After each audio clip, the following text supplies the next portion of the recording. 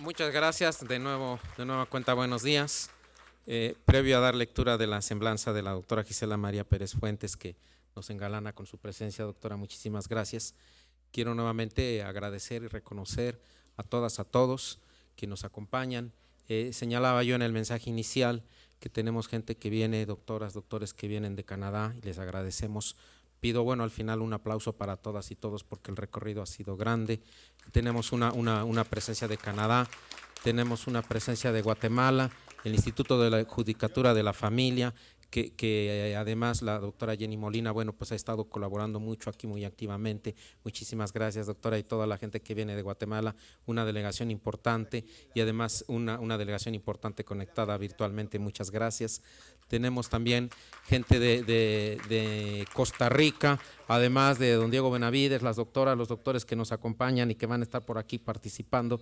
También viene una delegación, abogado, muchas gracias por estar por aquí, viene una delegación importante de manera presencial y otra que nos acompaña de manera virtual y que desde aquí les mandamos el mensaje, muchísimas gracias.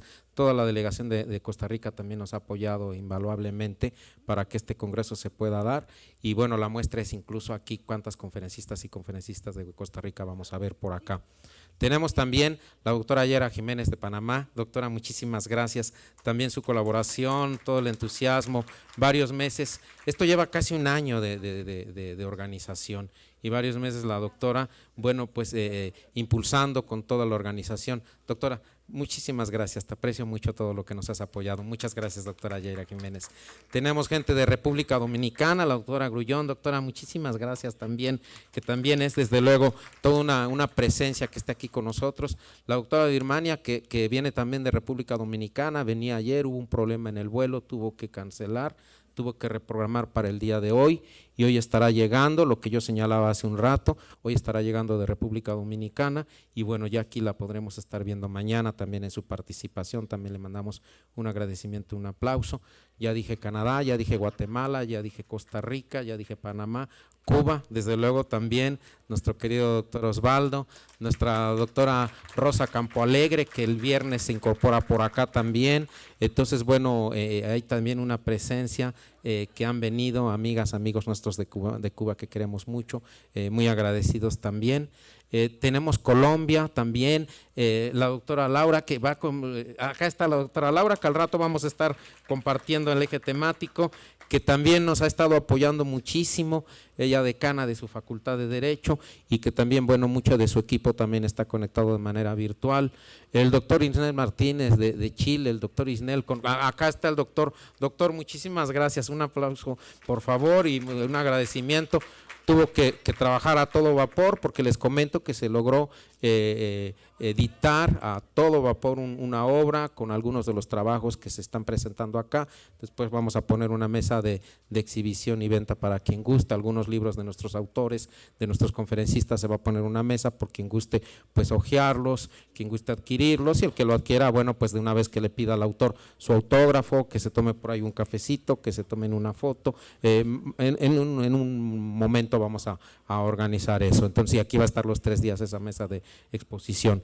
Entonces, bueno, ya dije Canadá, no quiero que se me olvide nadie, ya dije Guatemala, Nicaragua. Sofía, muchísimas gracias del equipo de organización directo. Ahora voy con Argentina también. Sofía, muchas gracias. Sofía Belén de Nicaragua, que ha estado también dentro del equipo de organización.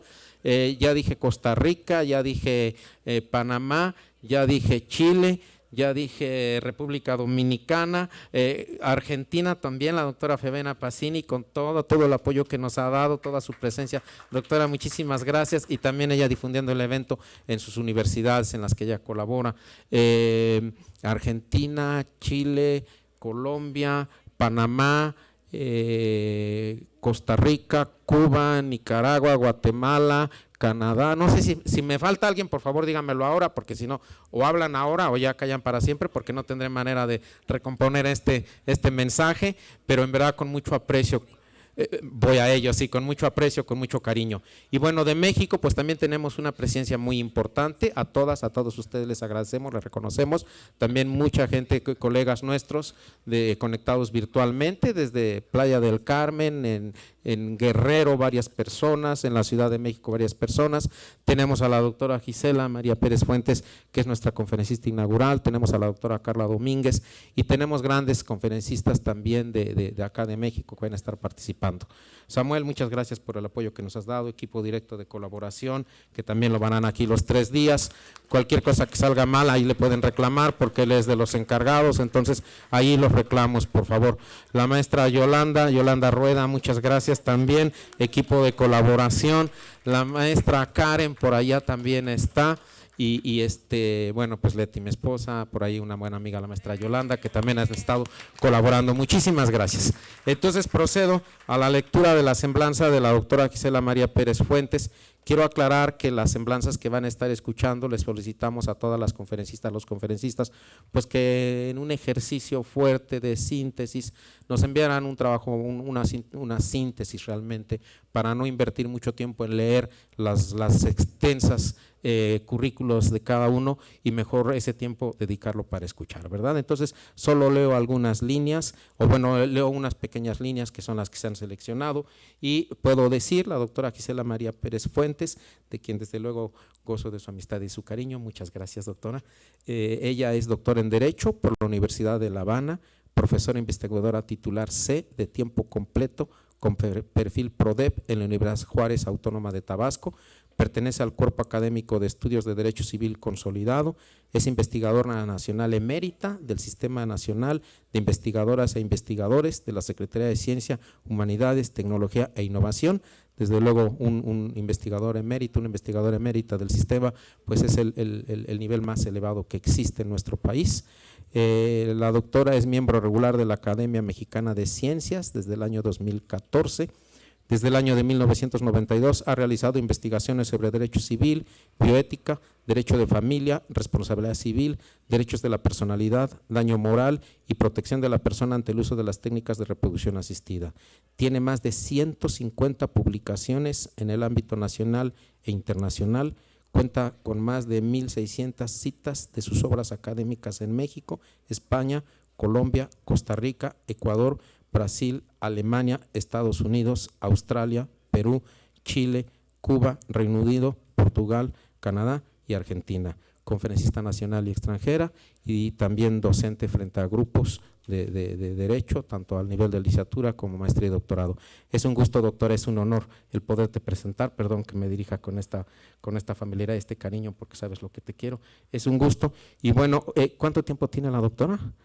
40 minutos tiene programado, sí. Entonces, por favor, ojalá te puedas ajustar a ello. Te estaremos avisando unos minutos antes, doctora. Adelante, muchas gracias. Bueno, muchas gracias, doctor Oliva, como siempre.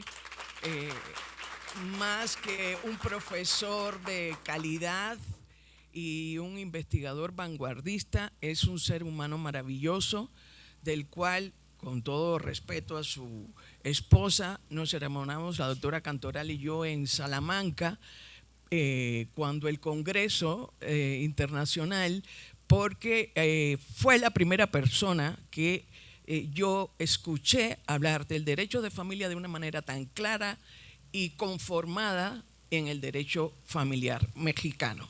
Hasta ahora, hasta ese momento, todos eran manuales derivados de derecho civil, positivistas, pero el doctor Oliva motivó tanto al público. Era derecho civil patrimonial, por ejemplo, hablaba yo de los daños punitivos, pero él, sinceramente, se robó el escenario de unas profesoras bien complicadas españolas de Zaragoza, que no salga de aquí, y sinceramente ha dejado una huella importantísima, como le voy a demostrar, en otras universidades españolas, de las cuales hace años yo colaboro. Así que sin más, para que no me regañen, yo quiero hacer una lectura y comentar, porque pues mi origen no me permite ser breve, pero lo trataré de hacer por respeto a los demás ponentes. Aquí tengo varios comisarios que me están vigilando, pero sí me parece súper importante estas reflexiones que quiero hacer y que, bueno, pues aquí nuestra colaboradora argentina que está aquí, vamos a hablar qué pasó en México, porque bueno, hay un panorama del derecho familiar, pero México ha aportado a la sociedad americana, latinoamericana, unas características muy especiales desde principios del siglo XX. Y eso, como civilista que soy, quiero resaltarlo, porque a las nuevas disciplinas no se llegan, tú sabes, por fanatismos. Eso, nosotros somos muy emocionales, pero ciertamente ha sido una lucha tremenda y una calidad de los legisladores de principios del siglo XX en México que ojalá se conserve, pero que son para mí, como explicaré a continuación, verdaderamente impresionantes. En el moderno derecho de familia hay 3 líneas, fuerzas o principios básicos que inspiran la disciplina legal. El primero, el principio de libre desarrollo de la personalidad, el principio de igualdad, el principio de protección del interés superior del menor. José Ramón de Verda, en el derecho de familia hoy, nuevas tendencias legales y jurisprudenciales, catedrático de la Universidad de Valencia. Buenos días a todos, nuevamente, a todas las distinguidas autoridades que nos han hecho el favor de inaugurar este congreso de Derecho de las Familias en esta universidad, a la que agradezco muy especialmente al rector, esta universidad interamericana, y a todo este público maravilloso de abogados, de magistrados, de alumnos, y en este sentido, con permiso, me dirigiré un poco a ellos para que comprendan, para que nos sensibilicemos con el tema que están desarrollando los jueces en distintas partes de toda América Latina, fundamentalmente, que son los que están aquí, ¿no? Ya yo me siento parte del grupo, ¿no? Pero bueno, yo soy fundamentalmente académica. Miren, como les señalaba Oliva, el doctor Oliva, mi amigo, en la investigación hay un reto que nos ha puesto el Sistema Nacional de Investigadores, donde hay que llegar a la investigación de frontera. ¿Qué es eso? ¿Qué es eso de la investigación de frontera?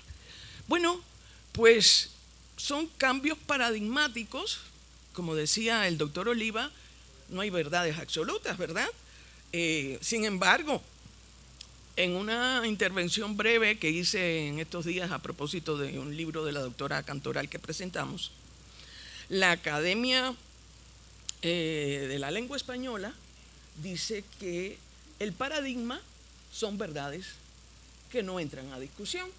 Sin embargo, todos hemos escuchado, yo creo, si no lo buscamos, a Thomas Kuhn. ¿Han escuchado a Thomas Kuhn? Bueno, pues el que inventó, el que tuvo su teoría, siendo un físico del paradigma, del cambio de paradigma social, fue este señor físico social. Y él dijo, no, las verdades no son absolutas, están transformándose. Y entonces se van haciendo paradigmitas, lo estoy diciendo así de forma coloquial, hasta que en un momento hay un salto, un cambio. Yo nunca pensé que iba a haber el cambio, sinceramente, en temas de derecho de familia, de la inteligencia artificial. Yo me conformaba con ver los nuevos paradigmitas del derecho, del divorcio vincular, de la violencia vicaria. Sin embargo, esto se ha extendido de una manera que sinceramente estamos en un cambio paradigmático, pero no ha sido de la noche a la mañana, no ha sido en 5 años, no ha sido en 10 años. Repito, quiero señalar que nuestro profesor Oliva ha preparado con un colega que ya admiro sinceramente por su juventud, la organización de este libro, El derecho de las familias en América Latina, de la editorial Rubicón. Muy valiente eres, Isnel Martínez Montenegro.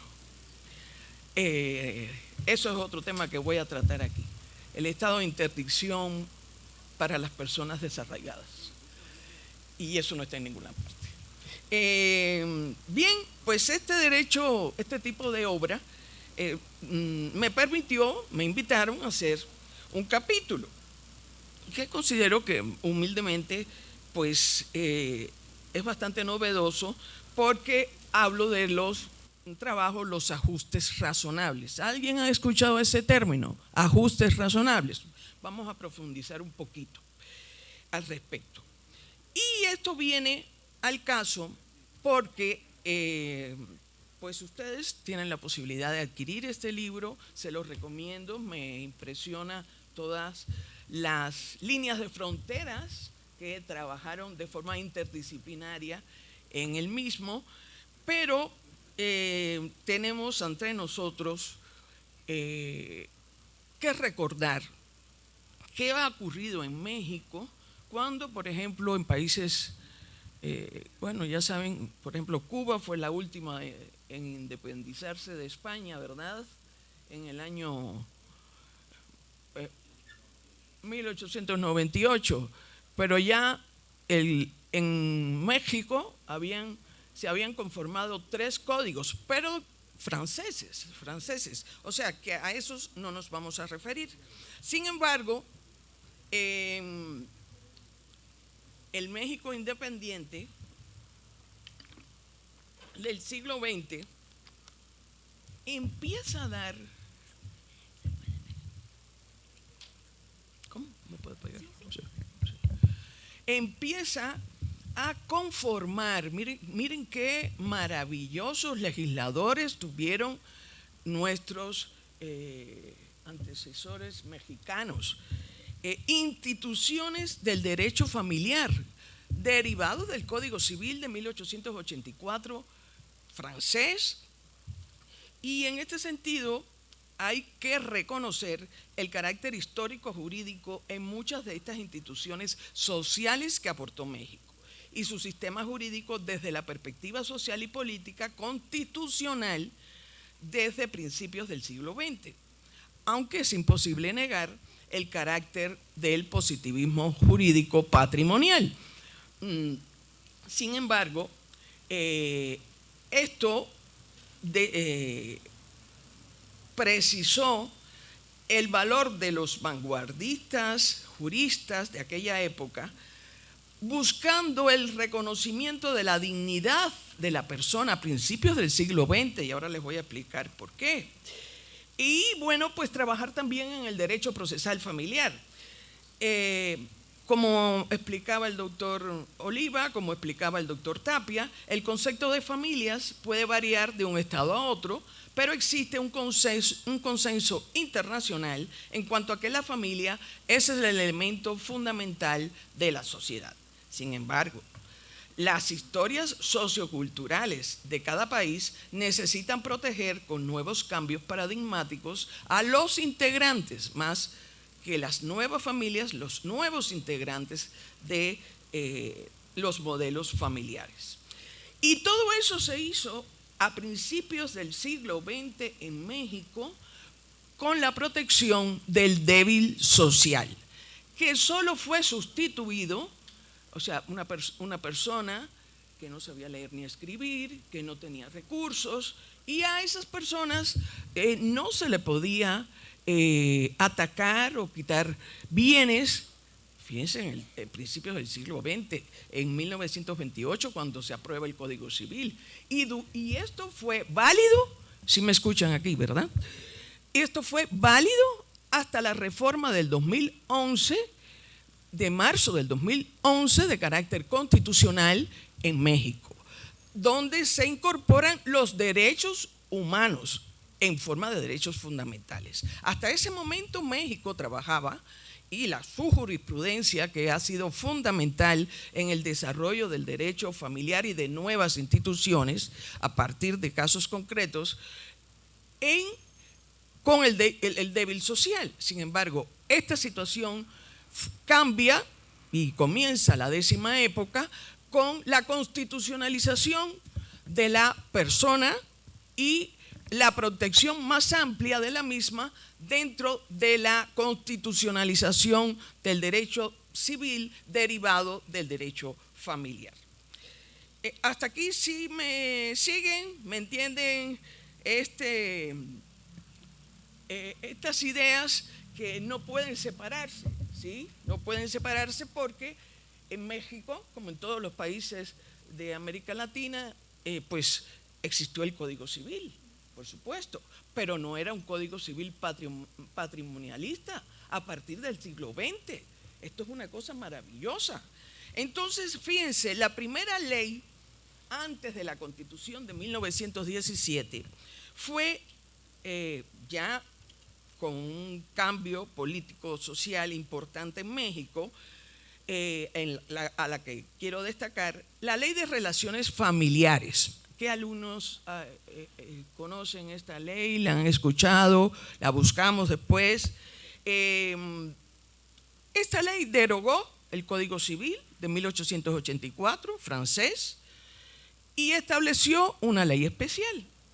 Y es fascinante, como tengo que reconocer, que esta ley sobre las relaciones familiares reflexionaba con una visión futurista al señalar en uno de sus considerandos, miren, que las ideas modernas sobre igualdad ampliamente difundidas y aceptadas en casi todas las instituciones sociales no han llegado a influir convenientemente en las instituciones familiares. 1917, cuando hoy estamos debatiendo si hay derecho de familia o no. Y en 1917 esta ley planteó en su considerando que esto no se estaba realizando. Y continúan basándose en el rigorismo de las viejas ideas romanas conservadas por el derecho canónico. La influencia del pensamiento histórico-filosófico mundial se plasmó en la Constitución de 1917 y evolucionó hasta el Código Civil de 1928 en México. Para mí, el primer verdadero Código Civil mexicano, porque todos los demás eran una copia de los códigos franceses. Este nuevo Código Civil Federal tuvo una circunstancia muy peculiar que tiene México. México lindo, querido, enorme, ¿sí? Y además conflictivo, en el sentido, conflictivo no porque sea problemático, sino porque tiene 32 estados y cada estado tiene una ley civil, ¿sí? Entiéndase, un código civil. Entonces, no todos los estados han tenido la capacidad de modificar las instituciones como en su momento hicieron los legisladores de 1917. Entonces, esto, pues por supuesto, ha conflictuado mucho la formación de un derecho familiar y sin embargo, tanto abogados académicos como el doctor Oliva y no hay duda que la jurisprudencia mexicana ha logrado ir formando nuevas figuras jurídicas que en un momento integran el derecho familiar o lo están integrando. Tengo que decirles que,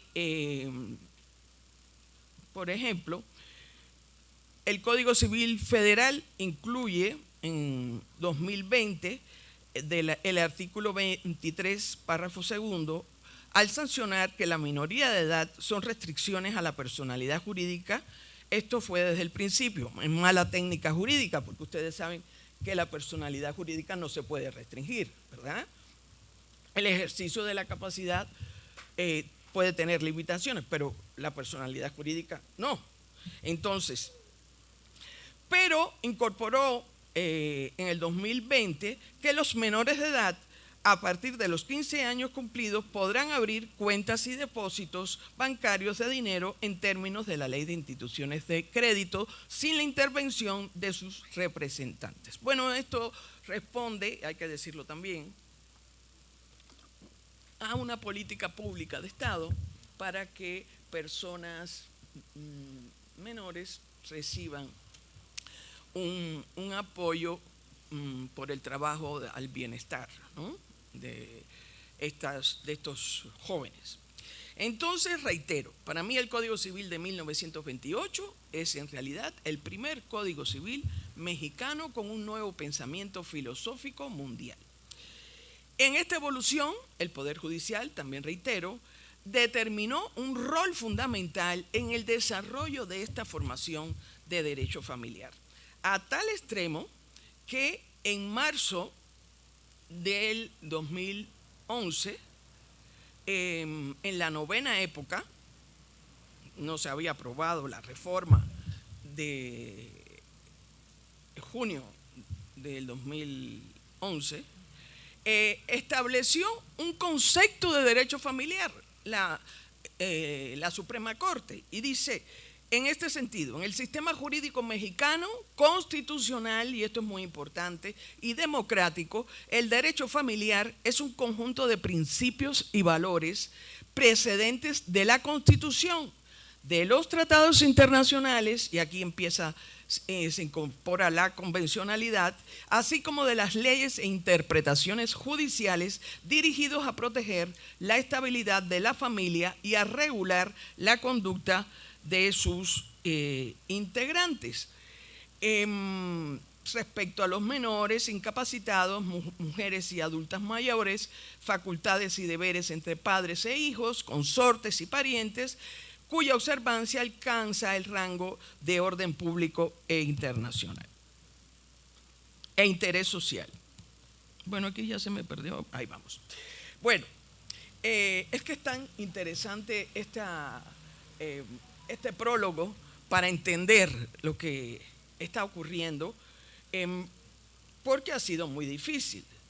Los códigos civiles de todos los estados no han dado reformas válidas suficientes para el derecho de familia.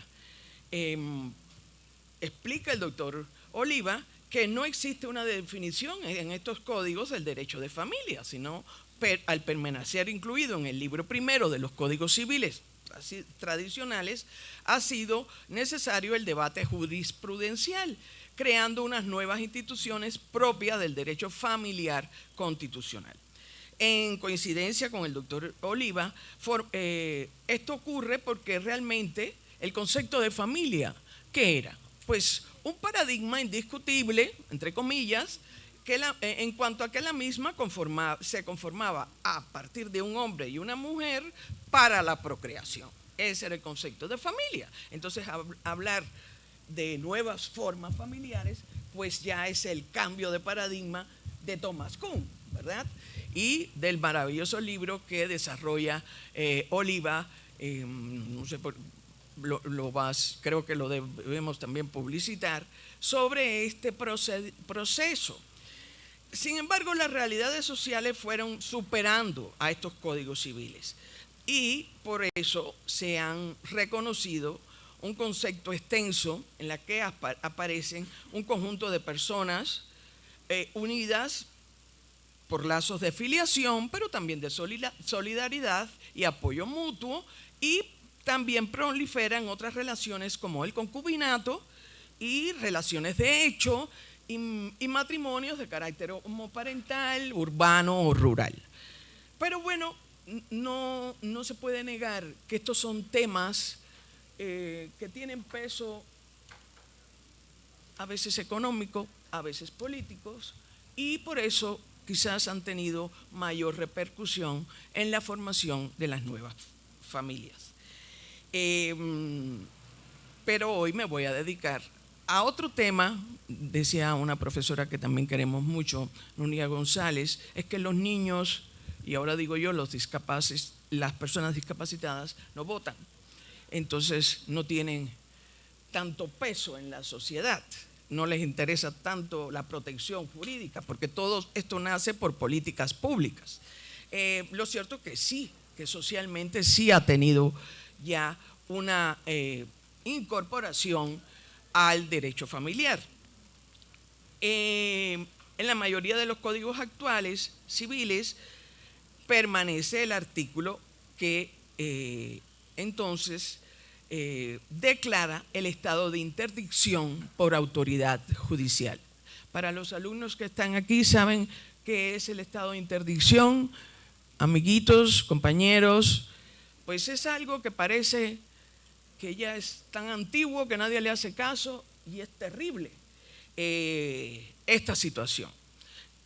Por causas de enfermedad, reversible o irreversible, o por condición de discapacidad intelectual, psicosocial o mental, aun cuando tengan intervalos lúcidos, dice la legislación, necesitan de apoyos para proteger a la persona o sus bienes. Y fíjense, al declararse a la persona en estado de interdicción, es imposible que le reconozca su dignidad, autonomía, autodeterminación, como también la no discriminación, a diferencia de otras legislaciones internacionales, que siguiendo la Convención de Personas para Personas con Discapacidad, siga un procedimiento de tutela y curatela sin afectar o sin que exista el estado de interdicción. Esto es de extrema importancia para saber, para hacer efectiva la Convención de Personas con Discapacidad, signada por México. Y pues si cierto es que el interés superior de la niñez es un principio fundamental del derecho familiar, también lo es que cualquier persona vulnerable, como establece la Convención, por deficiencias de discapacidad, supera las fronteras sociales impuesta durante siglos por este tipo de paradigma propio de la patrimonialización del derecho civil. ¿Y por qué digo patrimonialización? Bueno, pues cuando se declara una persona en estado de interdicción, lo que interesa es los bienes del abuelito o del tío abuelo que no tiene familia, pero la protección de esa persona no ha existido. Y bueno, yo uso una palabra fuerte, pero no sé, yo esto lo he vivido hace años y siempre me sensibilizaba. Yo no sé si, porque también un día a lo mejor puedo estar en estado de incapacidad, espero que ya no exista. Considero que esto es una forma de muerte civil, ¿sí? Para personas que tienen alguna deficiencia física o intelectual. Así que fue necesario atravesar en México, desde la perspectiva jurisprudencial, que es la que ha trabajado mucho, y muy escasa en lo doctrinal, y también escasa en la repercusión legislativa, a algunos temas de familia, entre los que está la constitucionalización del derecho desde la perspectiva civil. Hay un profesor que a mí me fascinó, el doctor Perlingeri, Pietro Perlingeri, un italiano que hace años escribió un libro sobre la constitucionalización, habla del derecho civil, del derecho de familia, del derecho penal y cómo esta forma de proteger los derechos humanos desde la Constitución permiten proteger a todas las personas desde su perspectiva de la dignidad. Es muy bueno, tiene su precio, pero sinceramente nos abre muchos ejemplos que nos permite este tránsito. No se puede hablar de derecho de familia si no reconocemos la constitucionalización del derecho civil a través de la Constitución Federal de los Estados Unidos mexicanos. Y entonces, en este sentido, aparece en nuestra Constitución el principio de libre desarrollo de la personalidad en el artículo 1, cuando se dice que se permitió desde el 10 de junio del 2011 la protección de la persona en el ámbito más amplio en la determinación de posteriores actualizaciones. El principio de igualdad y no discriminación, otro principio de la Convención, se refiere a la mujer y al hombre en cuanto son iguales ante la ley, y de esta forma se protegerá la organización y la igualdad sustantiva de derechos de las mujeres. Entonces el Estado garantiza el derecho de todas las mujeres, con inclusión de mujeres indígenas y afroamericanas, que participan en condiciones de igualdad sustantiva en los procesos de desarrollo integral, tanto en su localidad como en todo el país. Y el principio de protección del interés superior está en la Constitución, en el artículo 4, y todo esto rompe uno de los estereotipos sociales y jurídicos en el derecho civil, familiar y procesal familiar. Esto ha sido un tratamiento discriminatorio que se le ha brindado durante años a la persona con deficiencias tanto físicas como mentales y sensoriales. Esta situación tuvo repercusión en la determinación jurídica de estas personas y se trabajó, y se trabaja aún, con la interdicción civil como un juicio de carácter, imagínense, no contencioso, ustedes jueces, no hay litis.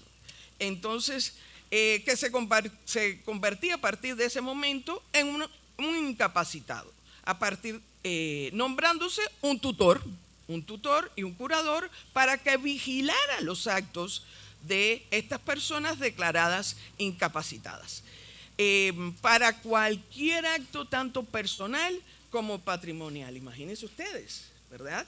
Es decir, reitero, es un tipo de muerte civil para personas que tienen algún problema físico, mental. Miren, yo les quiero hacer una pregunta para que no se duerman aquí, porque pues ya sé que estoy muy doctrinal, pero es que hay que entender esto para poder seguir. ¿Ustedes conocen a Fátima Bosch? ¿Quién es Fátima Bosch? A ver, Miss Universo. Pues Fátima Bosch es de Tabasco, de Tiapa. Pues una chica muy guapa, ¿verdad? Y se expresa muy bien y tiene una cultura. Pues ¿qué creen? Que Fátima Bosch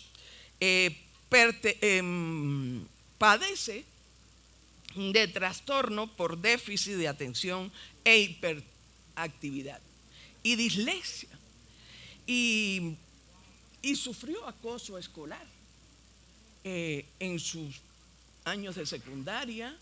Y entonces, ¿qué hacemos con este caso? Resulta que nuestra Miss, por primera vez, Miss Universo, yo creo que por primera vez, de México, con todo respeto. ¿Hay otra Miss Universo? Bueno, pero en mi época es la primera. No sé si la Jones fue Miss Universo, no sé. Bueno, sí fue Miss Universo. Bueno, pero esta está más joven, está más bonita y es de Tabasco, ¿no? Entonces, y además es disléxica. Imagínense, y si a esa niña la hubieran limitado sus padres o cualquier autoridad, ¿qué hubiera pasado? No tuviéramos Miss Universo, mexicana, guapa, inteligente. Entonces, por eso creo que es necesario recordar la Convención de los Derechos de la Persona con Discapacidad y qué aporta esta convención. El modelo social de derechos humanos incorporado por la Convención reconoce que la discapacidad es una construcción. Fíjense, esto es un poco difícil de entender, sobre todo para las personas ya que no somos de mente amplia, porque sí lo entiendo perfectamente. Los años no afectan la capacidad. Hay que entender que esto es una construcción social, que las deficiencias físicas internas no deben considerarse como motivos para restringir o negar derechos humanos. En el 2006, la Convención sobre los Derechos de las Personas con Discapacidad permitió a nivel internacional un cambio paradigmático. Es decir, la discapacidad se presenta únicamente cuando el entorno no satisface las necesidades de esta persona.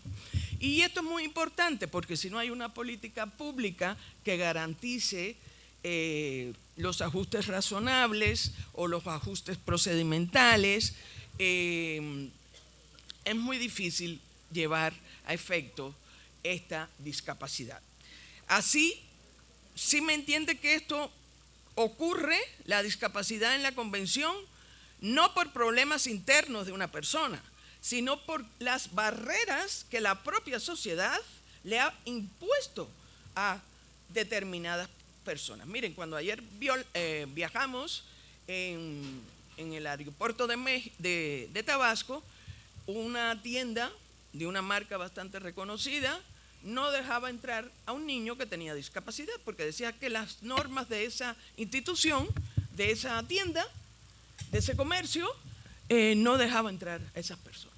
Entonces, claro que es una violación, un modelito de carteras que pesa mucho, pero que es muy comprado. Entonces, imagínense qué violación cuando tenemos aprobada la convención en México desde el 2007, hay leyes especiales, pero hay que ir a los tribunales, hay que ir a la jurisprudencia, hay que ir a la Suprema Corte para que diga, oiga, aquí hay medidas de apoyo, aquí hay ajustes razonables, aquí aparece otro tema importante que es la accesibilidad, y aquí está la política pública, ¿sí? Si usted no prepara en una universidad, por ejemplo, o en un centro cultural o deportivo, como les traigo un caso, las condiciones por el Estado para que esa persona acceda, y eso se llama accesibilidad en la convención y en las leyes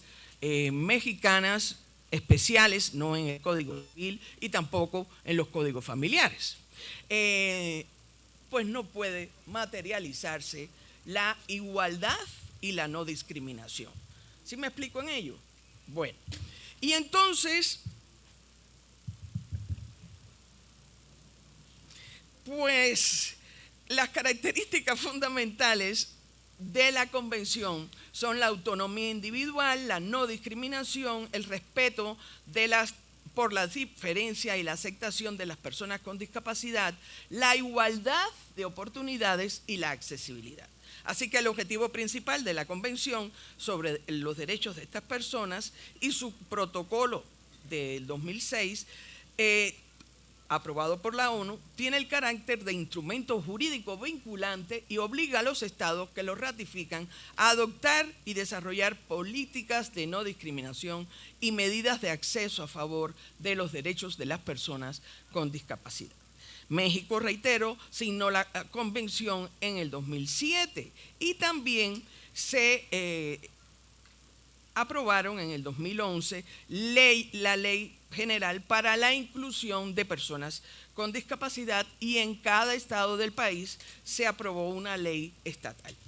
Bueno, pero yo les digo que el mayor trabajo lo ha desarrollado la Suprema Corte de Justicia de la Nación y el Poder Judicial Federal.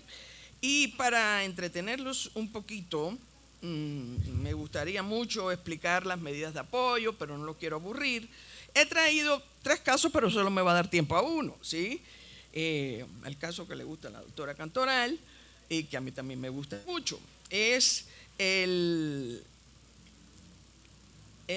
caso de el amparo en revisión, después búsquenlo, 162/2021, y también se los puedo hacer llegar. ¿Qué pasó aquí? Los padres de un niño diagnosticado con síndrome de Down establecieron una solicitud de inscripción para que su hijo resultara admitido en clases ordinarias de natación, a insistencia del propio menor. El centro deportivo negó esta solicitud, alegando que el niño se ajustaba más al grupo de clases adaptadas. Ya está estableciendo una diferencia, ¿verdad? Pero sus padres no se quedaron ahí porque el niño insistía. Y entonces acudieron a los juzgados federales.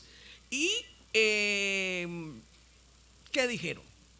Bueno, El resolutivo final del amparo en revisión señaló que el Poder Legislativo reconoce el derecho que todas las personas, y específicamente de las personas con discapacidad, de practicar el o los deportes de su elección. El Poder Judicial de la Federación ha establecido la distinción entre ajustes razonables como medidas de apoyo frente a las medidas de accesibilidad. Y reitero, esto es muy importante porque las medidas de accesibilidad son las políticas públicas que se tiene que comprometer el Estado que desarrolla la convención firmada por México. Es decir, las escaleras para el edificio o la ayuda para que el niño nade, pues eso lo tiene que poner la institución, sea pública o privada. Entonces, la sentencia definió también un protocolo para juzgar con perspectiva de discapacidad en el 2022. Y por tanto, esta resolución concluye reconociendo que la denegación de ajustes razonables, esto es muy importante, es una forma de discriminación. Si no se admiten la adaptación de estas personas, hay una discriminación propia de los derechos fundamentales sobre las personas con discapacidad. Y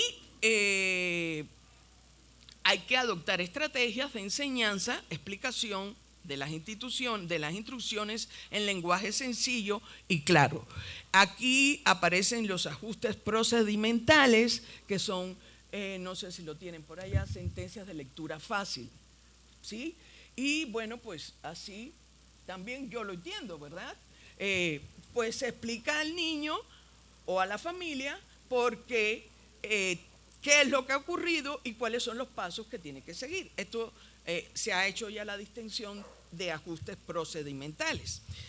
Bueno, tengo que decir que solo hay una sentencia posterior a partir del amparo directo 4/2021 que declara por primera vez como jurisprudencia la inconstitucionalidad de la incapacidad jurídica.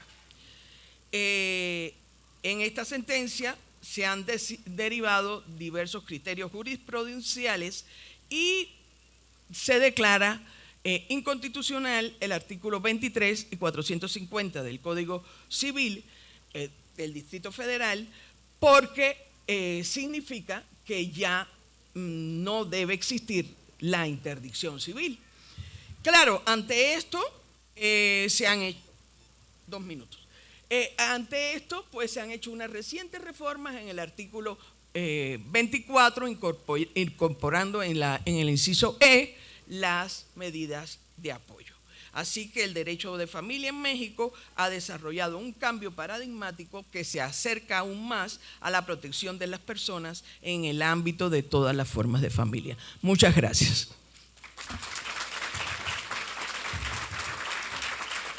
Muchas gracias a la doctora Gisela María Pérez Fuentes.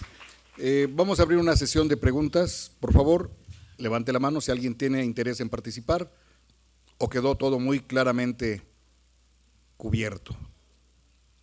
Parece que quedó todo muy bien dicho, doctora. Mejor que me calle ya porque no lo quiero aburrir. Pero bueno, pues ya ven que bueno, es un tema súper entonces le voy a pedir al doctor Oliva, al doctor Eduardo Oliva Gómez, que pase por favor a darle el reconocimiento a la doctora Gisela María Pérez Fuentes, por favor.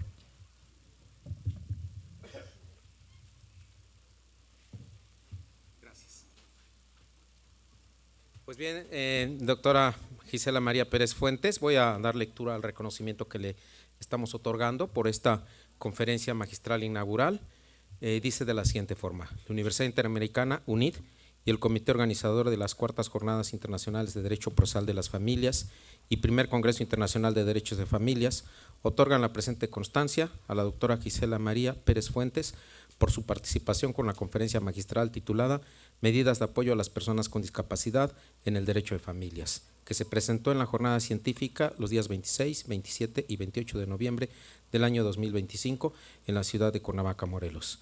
El documento es firmado por el maestro José Alberto Pérez Apáiz, rector de la Universidad Interamericana, UNID, por el maestro Jorge Mario Ávila García Ávila, director de Extensión Universitaria y Relaciones Públicas de la Universidad Interamericana, por el doctor en Derecho Ricardo Tapia Vega, director de la Facultad de Derecho y Ciencias Sociales de la Universidad Autónoma del Estado de Morelos, y por un servidor, Eduardo Oliva Gómez, en mi calidad de presidente organizador general. Muchas gracias, doctora.